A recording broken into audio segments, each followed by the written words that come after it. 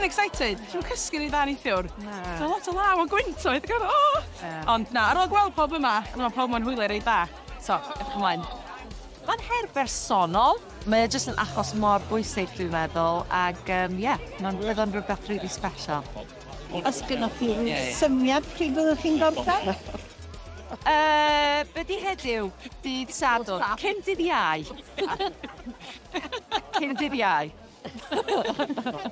Sa i'n meddwl gormod amdano fe beth bynnag, achos dwi'n meddwl os yn fydden ni yn teimlo'n nerfus. Oedd y bol yn troi, ges i crau bach bore ddo ar y ffordd gwaith. Fel fi'n gweithio'n unan, fi'n neud gwaith a hyn bob 2 wythnos, fi'n cael triniaeth, ond mae bob yn hyn heddi gyda gymaint o fenywod, a lot o bobl a'i heriau hunain, a'i stori bersonol, a mae pawb yn neud achos arbennig. Felly gyda'n gilydd, a mae'r teimlad nawr o, mae'r awyrgylch yn cael fi'n barod amdani.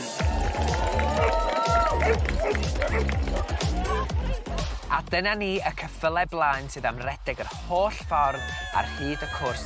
Mi fyddwn nhw'n gadael Pwllheli, lawr i Llanbedrog, i Abersoch, wedyn i fyny at Garn Fadryn, cyn dod yr holl ffordd nôl i Pwllheli.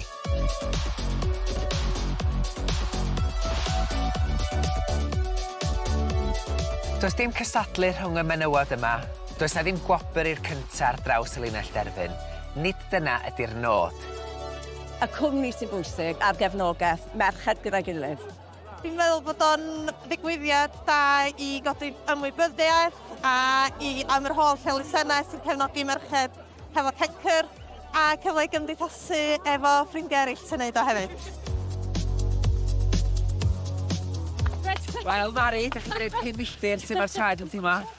So far, so good, mae'n gweud. A sy'n mae'r tywod i gymharu efo'r llwybr. Wel, ti'n meddwl, mae cael yr ymrywiaeth na'n eitha braf, ti'n ond mae'r tywydd wedi cael ceser, ond i wir ddim yn disgwyl awyr las, a mae gweld yr haul, mae'n ei byd o wyniaeth.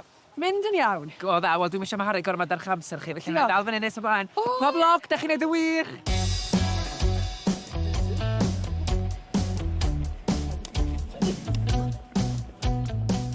Da iawn, dalwch chi fynd. I roi syniad i chi pa mor bell ydy 50 km, mae fatha'r rhedeg o Gaernarfon i Flaenau Ffestiniog. Da iawn chi, dal i fynd. Fe o Lanelli i Lanymddyfri.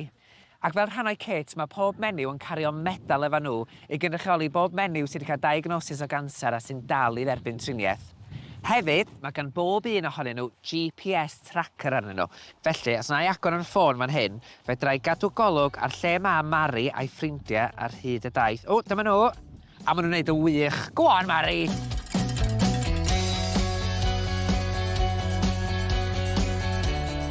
Dwi'n cael cymru lowri a meinir fan hyn, a dwi'n cael yn fflatro. Chi'n deud wan wrth y camera, be ti'n fan o'na fo?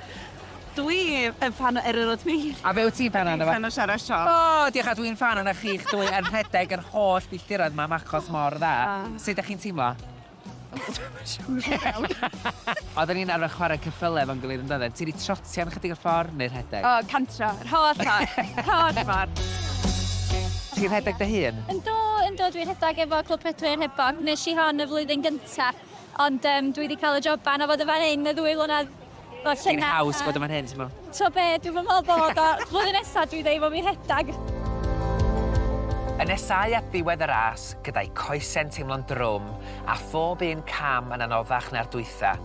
Dyma pryd mae'r rheswm ei bod yn gwneud hyn yn cicio fewn go iawn, a'r sylweddoliad ei bod wedi gwneud gwahaniaeth yn y frwydr yn erbyn cancer. Mae modd noddi bob un o'r menywod ar eu tudalennau Just Giving, ac ar hyn o bryd, maen nhw'n amcan bod na ryw 109 o filoedd wedi ei godi hyd yn hyn. Da iawn chi, ferched.